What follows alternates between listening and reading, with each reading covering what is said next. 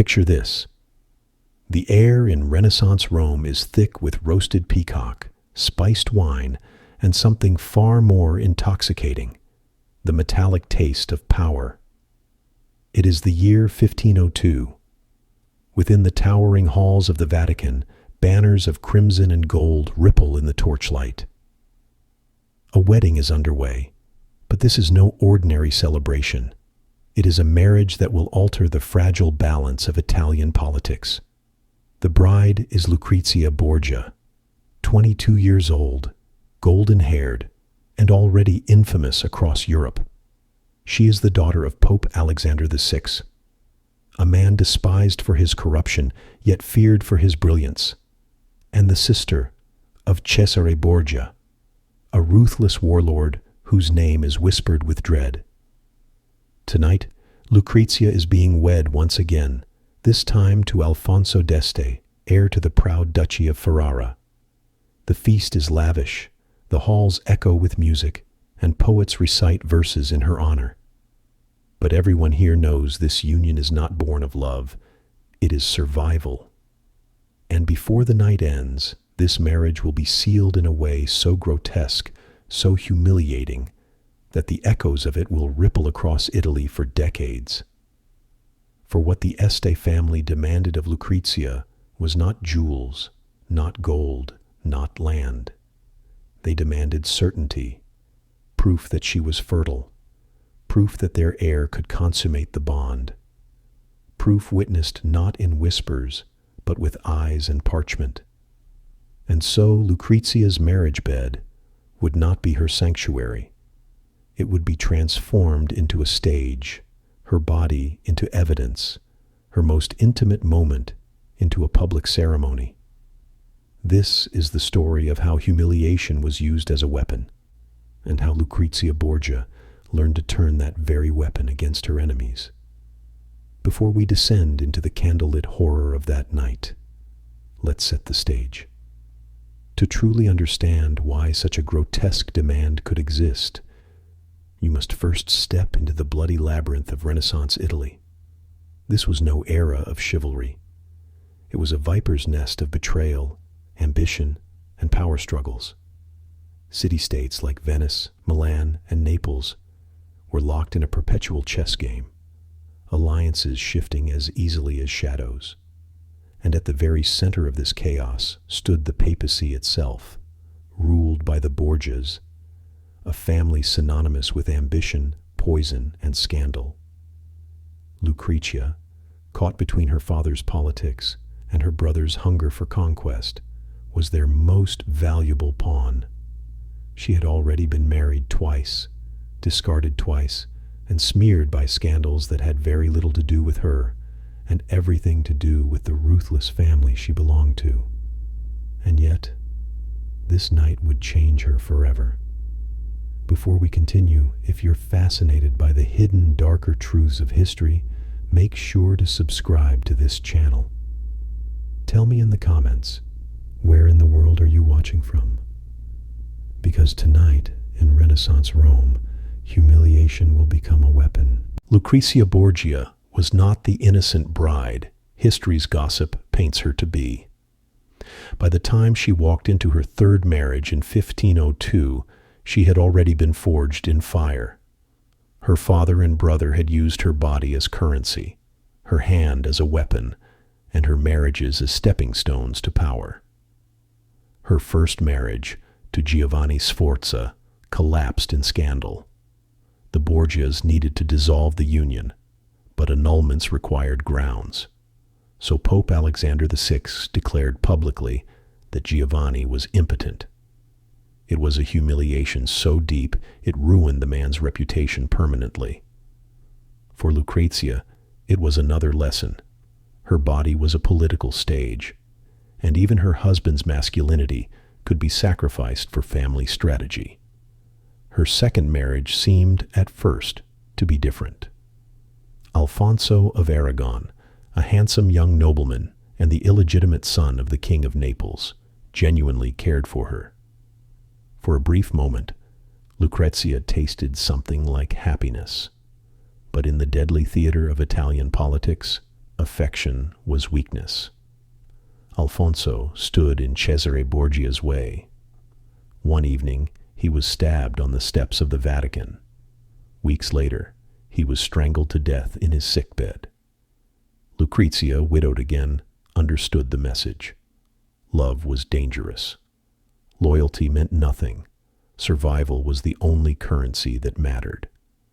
By the time Alfonso d'Este's proposal arrived, she was no naive girl. She was a widow twice over, her name stained with rumors of poisonings, incest, and manipulation. The Este family, proud and cautious, looked upon her with suspicion.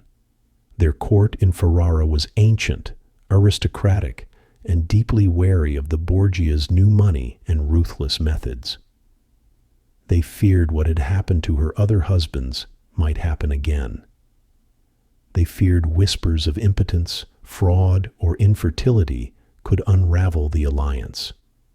And so they made a demand that today sounds barbaric, but, in their world, was coldly logical.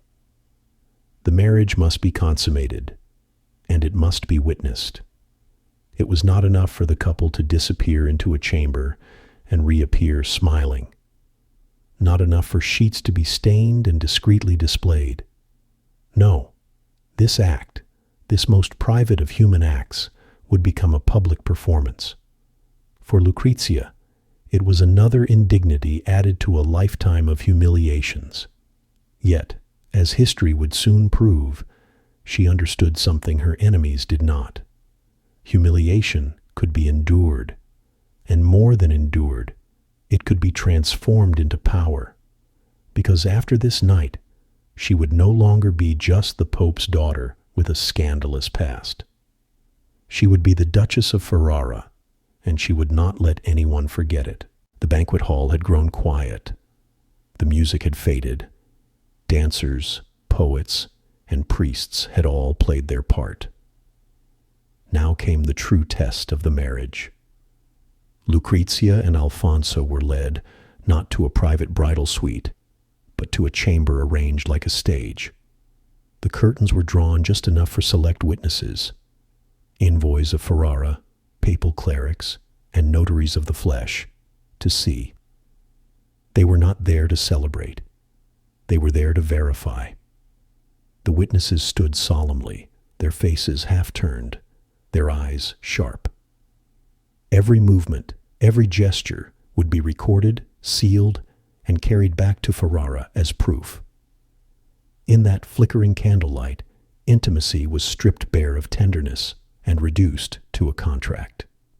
Lucrezia had endured many humiliations, but this was different. Her own body had become a document, her marriage bed a courtroom. She was no longer simply a bride. She was evidence. The act was carried out once, then again, and then, incredibly, a third time. Each repetition was meant to erase any doubt. The Este family wanted certainty carved into flesh. They wanted no room for annulment, no whispers of impotence, no political loopholes. Outside those curtains, Italy waited. And when word spread, it spread like wildfire. Across the courts of Europe, whispers flew. The Borgia daughter had been made to perform before witnesses. Was it grotesque? Absolutely. Was it political theater? Without question. But here lies the paradox. What was designed as her ultimate humiliation also became her shield. She could no longer be doubted. Her fertility had been proven, her husband's potency verified, her marriage sealed beyond contest. What began as degradation ended as leverage. For Lucrezia, the lesson was sharp and unforgettable.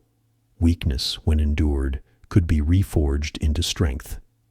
And humiliation, when survived, could become a weapon sharper than steel. When Lucrezia arrived in Ferrara as the new duchess, she was not the trembling victim her in-laws may have expected. She had endured the ultimate public humiliation and survived it. That survival became her armor. She carried with her undeniable proof of fertility, legitimacy, and political permanence. No one could question her now, and she wielded that fact like a sword. Rather than shrink from the whispers that followed her, she leaned into her role. At court, she dazzled with wit and grace. She turned enemies into allies, rivals into admirers. Slowly, the scandal of her public consummation faded. Not because it was forgotten, but because Lucrezia made sure it no longer defined her. In Ferrara, she transformed. She became a patron of the arts, a diplomat, and a mediator. She gave birth to heirs, cementing the alliance further.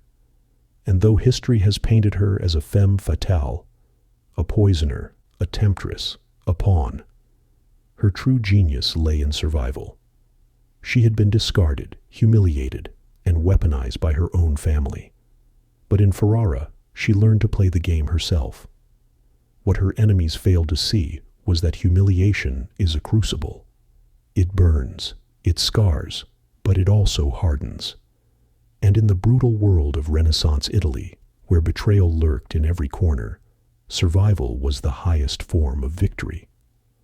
The wedding night of 1502 was remembered in whispers as grotesque political theater. But for Lucrezia Borgia, it was the night she learned her greatest lesson: that weakness could be turned into power, that the very act meant to break her became the foundation on which she built her future. Her story endures because it is more than scandal. It is survival, transformation, and the quiet, cunning brilliance of a woman who refused to be destroyed.